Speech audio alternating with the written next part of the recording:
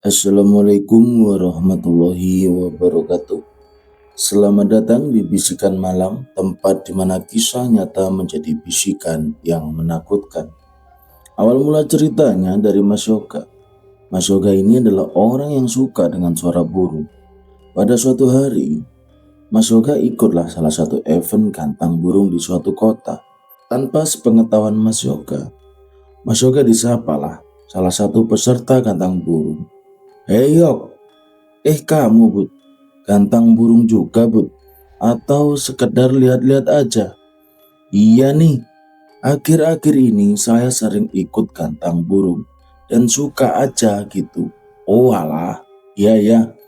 Di sela-sela obrolan yoga sama Budi, ditanyain tuh Budi, "Kamu kerja apa sekarang Bud?"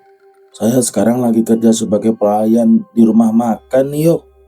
"Wah mantap nih, boleh dong saya ikut kerja dengan kamu?" "Oh boleh aja. Emang kamu nggak kerja Yok?" "Enggak nih Bud, lagi nganggur." "Oh ya udah, nanti setelah ngantang burung mampir ya ke rumah," kata si Budi.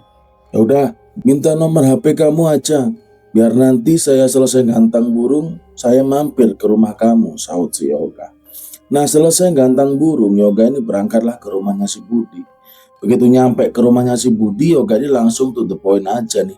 "Gimana Bud, ada nggak lowongan kerja untuk saya?" "Ada, udah tenang aja," kata si Budi. "Emang kerjanya gimana Bud?" "Ya biasalah, ngelayanin orang-orang makan kayak nganter pesanan, bikin minuman, udah gitu-gitu aja." "Oh gitu ya, iya iya. Ya udahlah, saya mau, tapi tunggu dulu Bud. Saya harus izin istri dulu. Takutnya kayak yang udah-udah, nggak dibolehin sama istriku." "Ya udah sok, nanti kabarin lagi ya," kata si Budi. Nah selesai ngobrol sana sini, akhirnya si Yoga ini pamit lah untuk izin ke istrinya. Singkat cerita, Yoga nyampe lah ke rumah dan ketemu istrinya dan bilang, "Mah, saya kan tadi habis gantang burung. Kebetulan ketemu sama teman lama. Nah, teman lama saya ini sekarang kan lagi kerja di sebuah rumah makan. Katanya sih gajinya untuk awal-awal masuk tuh 3 jutaan. Nanti kalau ramai ada tipsnya. Gimana mah, boleh nggak?" "Ya kalau ayah sudah yakin ya udah nggak apa-apa, jalanin aja." "Oh ya udah mah." Karena sudah diizinin oleh sang istri, Yoga ini langsung telepon Budi. "Gimana ini Bud? Saya udah diizinin oleh istri saya. Ya udah, nanti kalau bisa hari Jumat datang ya ke rumah saya. Biar besoknya saya kenalin sama bos saya," kata si Budi. Pada hari Sabtu tiba, si Yoga ini ke tempatnya Budi. Diajaklah, "Ayo ke tempat kerja saya, biar saya kenalin sama bos saya." Diajaklah Yoga ini sama si Budi untuk ketemu bosnya. Nah di situ Yoga mulai dikenalin ke bosnya. "Kenalin nih Bu, namanya Yoga. Dia teman saya mau ikut kerja di sini." "Oh ini orang yang kamu ceritakan di telepon itu, yang katanya bisa bikin sambel ya?" "Iya Bu," kata Budi. "Ya udah, katanya kamu bisa bikin sambel. Coba sekarang buatkan saya sambel." Nah di situ si Yoga mulai meracik sambel sesuai selera dia. Tapi begitu sudah selesai, si Yoga bilang, "Ini Bu sambelnya." Ketika dicicipin sambelnya, ternyata si ibu bos ini suka sama sambelnya si Yoga. "Wah mantap nih sambelnya," kata bu bosnya. "Ya udah, kapan kamu masuk kerja?" "Kalau boleh sekarang nggak apa-apa Bu." "Jangan sekarang lah," sahut bosnya. "Besok Senin aja, kamu masuk kerja. Kan baru datang juga, biar istirahat dulu." "Oh ya udah, siap Bu," sahut si Budi. Tapi di pikirannya si Yoga merasa ada yang janggal. Karena hiasan-hiasan di warung makan itu nggak sesuai dengan namanya. Kok bisa ya? Warung makan Sunda, tapi hiasannya itu seperti kejawa-jawaan gini. Karena si Yoga sedikit mengerti tentang hal-hal mistis, Yoga ini ngerasa orang yang kuat di warung itu. Tapi karena Yoga mencoba pikirannya positif, karena baru melihat juga dan baru datang, ya udahlah nggak apa-apa, saut sih, pikir sih Yoga. Pas pertama si Yoga masuk kerja, sebelum masuk ke rumah makan itu kan rumah makannya di depannya itu ada gapurannya besar gitu. Pas pertama mau masuk ke dalam, Yoga ini melihat siraman air kembang 7 rupa. Tapi meskipun curiga dan baru masuk kerja, Yoga ini bilang, mungkin ini adalah buat penangkal aja, biar nggak ada orang-orang yang syirik. Tapi ketika tambah masuk ke dalam, Yoga makin merasa janggal karena melihat sekelebetan wanita baju compang-camping, mukanya hancur dan banyak darahnya. Nah di situ Yoga sempat kayak bertolak belakang sama isi pikiran dan hatinya, dan seakan-akan ada yang ngebisikin Yoga, udah kamu nggak usah kerja di sini, nanti kamu bisa celaka. Nah di sini Yoga meletak menghiraukan apa yang ada di pikirannya. Kemudian masuklah ke dalam dan ketemulah si Budi. Hei Bud, gimana nih hari pertama kerja saya? Apa yang harus saya lakukan? Udah, kamu bersih-bersih meja aja di depan. Oh siap, nanti saya bantuin, kata si Budi. Akhirnya si Yoga ini mulailah nyapu-nyapu di depan. Saat nyapu-nyapu di depan, si Yoga ini melihat ibu bosnya datang dan menyapa si Budi dan Yoga. Nah Yoga ini ngerasa tatapan ibu bos ke Yoga ini kayak tatapan orang yang tidak suka. Di sela-sela ibu bos yang baru masuk itu, tiba-tiba ibu bos itu tadi keluar lagi sambil membawa air yang di baskom kecil dan ada adukannya gitu. Langsung disiram sedikit-dikit ke seluruh ruangan itu. Karena rasa penasaran si Yoga, dia tanyalah sama Budi. Lah emang setiap hari selalu begitu ya Bud? Enggak lah. Cuman kadang-kadang aja buat jaga-jaga takut ada yang sirik gitu. Oh gitu ya. Singkat cerita pas hari kedua, si Yoga masuk kerja, kejadiannya memang tetap sama. Masih ada kembang 7 rupa di depan, masih ada sosok yang terus menghantuinya waktu pertama masuk. Dan masih aja ada yang nyiramin air sedikit-sedikit ke seluruh ruangan itu. Tapi bedanya, kali ini dia ngelihat sosok itu, aroma amisnya itu muncul. Karena rasa penasaran lagi, akhirnya si Yoga tanyalah ke Budi, Bud, ini saya tadi ngelihat penampakan sama bau amis. Kamu ini ada-ada aja. Udah tenang aja. Di sini nggak ada apa-apa kok. Tapi ibu bos ngeliatin ke saya, kata si Yoga nih. Tetep kayak orang nggak suka, Bud. Udah, ibu bos emang kayak gitu wataknya, kamu tenang aja, sahut si Budi. Pada hari Jumat itu tiba-tiba ibu bos ngumpulin semua karyawannya. Nah di situ ibu bos bilang, nanti weekend datang ya ke rumah saya karena saya lagi ada arisan, kata ibu bosnya. Nah di situ kan jadi Yoga ini ada kesempatan nih main ke rumah ibu bos. Begitu Sabtu malam tiba, akhirnya si Budi dan Yoga ini berangkatlah ke rumah bosnya. Ketika datang, Budi ini benar-benar kaget karena rumahnya benar-benar mewah sekali. Tapi anehnya di rumah ibu bos ini, kenapa ya? Kok penampakan yang ada di rumah makan bisa nampak juga di sini? Kayak seakan-akan sedih, kayak minta tolong. Tapi diabaikan saja sama si Yoga. Dan begitu masuk ke rumah, tepat di depan pintu, Yoga ini kaget. Kenapa rumah semegah ini tapi lukisannya Ratu Pantai Selatan yang sangat besar sekali?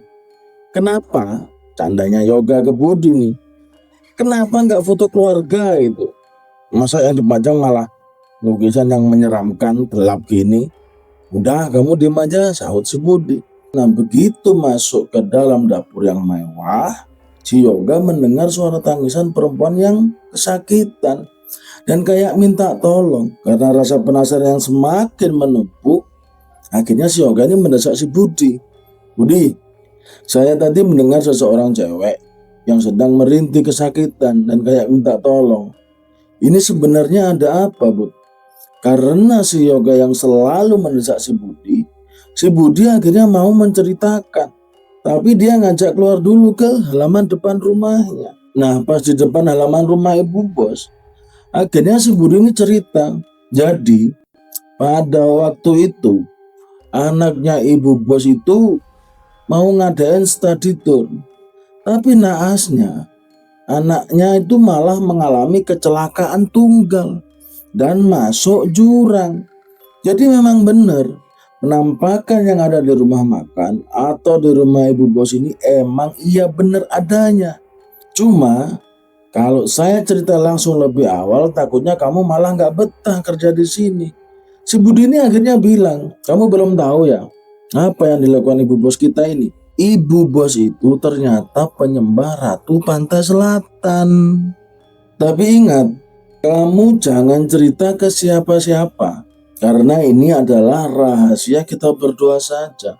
Sebenarnya, memang si Budi ini sudah tahu sangat lama, tapi karena adanya ancaman dari ibu bos, dan bilang ibu bos itu, kalau sampai ikut campur dan berani cerita ke semua orang, terutama karyawan, maka kamu akan saya jadikan tumbal berikutnya. Itu ancaman ibu bos ke si Budi. Nah di sini Yoga ini mulai takut karena dari tatapan awal ibu bos ke Yoga udah beda. Dia ini takut jadi tumbal berikutnya. Ya udah, sekarang kamu diam aja. Sekarang apa yang kamu lihat, apa yang kamu dengar tetap rahasiakan. Jangan sampai kamu datang jauh-jauh ke sini hanya untuk jadi tumbal ibu bos. Singkat cerita, karena mudahnya bersosialisasi, si Yoga ini ketemulah sama seseorang ustadz yang ada di wilayah rumahnya si Budi. Dan saat di situ, Baat pergi ke warung, ditanyain lah sama Pak Ustadz, kamu baru ya di sini? Iya Pak Ustadz, temennya si Budi. Kesini dalam rangka apa? Enggak Pak Ustadz, saya ikut kerja sama Budi, kerja di rumah makan yang di depan sana. Oh di situ ya, hati-hati ya. Tapi begitu Pak Ustadz bilang hati-hati, si Yoga ini langsung kayak kepikiran apa yang dikatakan Pak Ustadz tadi, dan kejanggalan setiap hari yang ada di rumah makan itu. Karena rasa penasaran saat pulang dari warung kopi itu, si Yoga cerita ke Budi, Bud, tadi kan saya ke warung kopi sebelah nih. Nah kebetulan di sana saya ketemu sama orang tua yang pakai kopiah dan sarung. Itu siapa Bud? Oh itu ya, itu tuh Pak Ustadz. Emangnya kenapa? Enggak, tadi ke Pak Ustadz itu bilang hati-hati ya, bilang hati-hati ke saya Bud. Ah kamu ini, nama juga perantauan, pasti dibilangnya hati-hati. Tapi karena kejanggalan yang ada di rumah makan itu, si Yoga ini sudah berani menyela omongannya si Budi. Ah enggak lah, feeling saya enggak begitu. Ya udahlah, terserah kamu aja, sahut si Budi. Setelah 3 minggu kerja di warung makan itu, akhirnya si Yoga ini sharing lah ke Pak Ustadz yang ada di warung kopi itu. Pak Ustadz, kenapa ya? Saya kerja di warung itu kok merasa kurang nyaman. Kurang nyaman gimana dek, kata Pak Ustadz. Kok saya pas kerja di warung makan itu, saya melihat sosok cewek yang kulitnya hancur dan mukanya nyeremin ya Pak Ustadz. Oh itu ya, kalau kamu hanya sekedar melihat sosok cewek itu nggak bahaya buat kamu dek. Tapi kalau kamu melihat sosok lain, misalnya tinggi, besar, dan hampir mirip buto ijo, itulah yang bikin kamu bahaya. Memang di situ orangnya beda. Nah, cewek itu harusnya ditolong nggak sih Pak Ustadz? Ditolong bagaimana? Karena anak itu sebenarnya anak dari pemilik rumah makan itu. Loh, Pak Ustadz kok bisa tahu? Iya, memang pada saat itu mengalami kecelakaan tunggal dan malam harinya saya juga ikut membantu proses pemakamannya. Jadi saya tahu semuanya. Karena pada malam harinya saya juga merasakan sama yang kamu ceritakan. Setelah ngobrol sama Pak Ustadz, besoknya itu si Yoga ini berangkat kerja seperti biasanya. Kebetulan Bu Bos ini gak masuk. Dan si Budi dapat telepon dari bos minta tolong untuk ambilkan dompet yang ketinggalan di warung. Akhirnya mereka berdua ini berangkatlah ke rumah Ibu Bos. Dan dompetnya aja itu, dompetnya Ibu Bos ini, itu baunya kemenyan. Tapi si Budi ini selalu menutupi apa yang terjadi sebenarnya. Nah ketika sudah nyampe di rumah si Ibu Bos, si Yoga ini kebelet pipis dan minta izin ke Bu Bos untuk pergi ke toilet. Ketika si Yoga ini pergi ke toilet, Yoga ini melihat sosok buto ijo yang pernah diceritakan sama Pak Ustadz. Singkat ceritanya, ketika Yoga melihat sosok itu, yang tadinya mau kebelet pipis ke toilet, begitu masuk langsung keluar lagi balik menemui si Budi.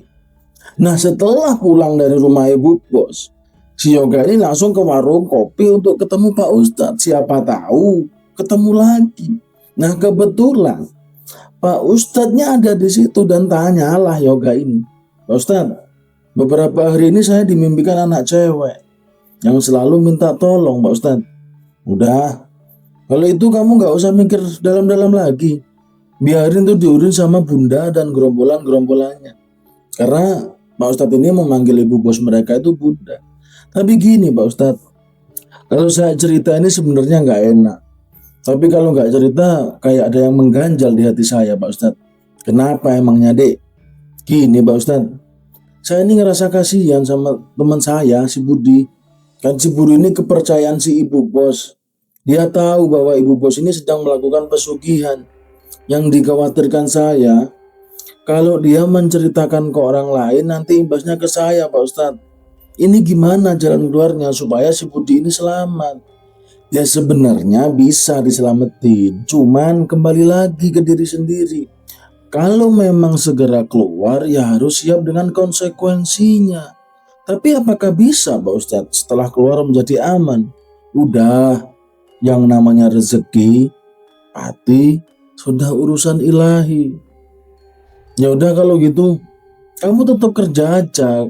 Ini saran Pak Ustadz. Kalau gitu kamu tetap kerja aja sampai akhir bulan. Pas udah gajian nanti kamu pulang bisa bawa uang. H-1 sebelum keluar si Yoga ini berangkat kerja. Dan si Budi ini izin mau antar anaknya. Pas si Yoga berangkat, si Budi itu meninggal kecelakaan bersama kedua anaknya. Di sini Yoga kayak bener-bener kaget, terpukul, shock, dan pikirannya itu campur aduk. Dan si Yoga ini ketika mendengar si Budi kecelakaan, si Yoga ini sempat langsung ingin ke rumah sakit untuk melihat jenazahnya. Di situ si Yoga ini kayak benar-benar makin terpukul karena melihat kondisi jenazahnya yang banyak luka yang mengerikan. Ketika pemakaman, besoknya si Yoga ini langsung gak masuk kerja. Dan ketika hari sudah malam, Yoga ini langsung cerita ke Pak Ustadz. Apakah imbasnya ini akan ke saya Pak Ustadz? Insya Allah enggak. Karena memang enggak ada perjanjian. Dan si ibu bosmu itu akan tetap mencari tumbal-tumbal berikutnya. Mendengar jawaban dari Pak Ustadz itu, si Yoga sebenarnya sedikit lega. Tapi entah kenapa, sejak pulang dari rumah Pak Ustadz, dadanya tetap merasa nggak enak. Jalan kampung yang biasanya ramai malam itu terasa sepi banget. Bahkan suara jangkrik pun hampir nggak terdengar sama sekali. Pas sampai di depan rumah, si Yoga langsung berhenti. Karena di depan pintunya ada bekas tanah basah bercampur bunga 7 rupa yang tersusun rapi. Padahal jelas-jelas sebelum pergi nggak ada apa-apa di situ. Yoga langsung masuklah sambil baca doa dalam hati. Tapi baru beberapa langkah masuk ke ruangan tamu, tiba-tiba terdengar suara anak kecil ketawa dari arah dapur. Cekikikan kecil, samar tapi jelas banget. Yoga langsung merinding. Dengan langkah pelan dia menuju dapur sambil manggil, "Siapa?" Gak ada jawaban. Tapi pas lampu dapur dinyalain, kursi di pojok dapur tiba-tiba bergerak sendiri. Pelan kayak ada yang lagi duduk di situ. Yoga langsung mundur ketakutan. Dan saat itulah handphonenya bunyi. Ternyata nomornya si Budi. Padahal jelas-jelas si Budi udah meninggal. Dengan tangannya gemetar, Yoga beranikan diri untuk angkat telepon. Tapi nggak ada suara orang. Cuma suara nafas berat panjang. Dan suara gesekan seperti orang menyeret sesuatu di jalan aspal. Lalu tiba-tiba terdengar suara pelan, "Yok, aku nggak sendiri." Duak! Tiba-tiba sambungan telepon mati sendiri. Di saat bersamaan, lampu rumah Yoga langsung padam total. Rumahnya gelap kulit. Dan di tengah gelap itu, Yoga mendengar suara langkah kaki banyak banget di luar rumahnya.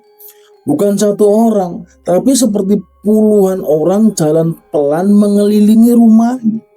Yang langsung Yoga ini baca ayat-ayat sebisanya sambil gemetaran ketakutan. Suara langkah itu makin dekat, semakin dekat. Terdengar suara ketukan pintu. Tok, tok, tok. Suara ketukan mulai terdengar dari jendela kamar. Tok, tok. Lalu pindah ke pintu depan. Dan yang bikin Yoga hampir pingsan, si Budi itu. Dan yang bikin Yoga hampir pingsan, suara si Budi tiba-tiba terdengar dari luar rumah. "Yok, bukain. anak-anakku kedinginan. Yoga nangis ketakutan.